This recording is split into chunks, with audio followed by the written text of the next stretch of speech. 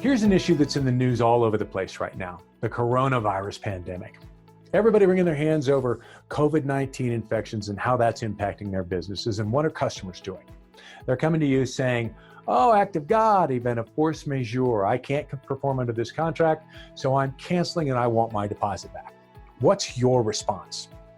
Well, first of all, did you know force majeure doesn't even apply unless it's specifically included in your contract.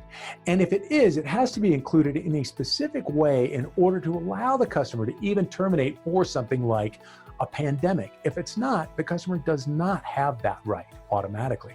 So your first response needs to be, no, you don't have that right.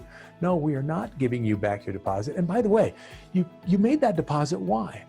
In order to reserve that piece of equipment. You caused us as a rental company or lessor, dealer, to hold that equipment, to reserve that equipment, to not rent it to someone else who did intend to pay us for it.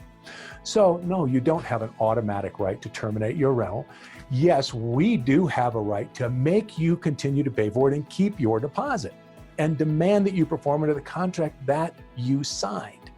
Now, as far as other protective provisions that we're now thinking about including in these contracts, think about this for a second. Force majeure can cut both ways, right?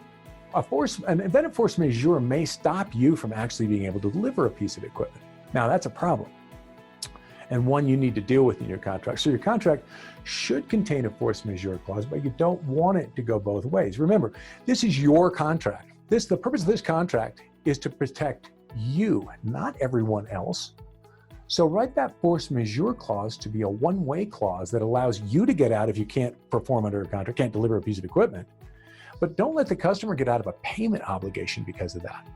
Separately, make sure that the customer's obligations on the contract are clear. They are unequivocal, unconditional. The customer is obligated to pay for that equipment and rent it at the time and on the terms he originally agreed to, full stop.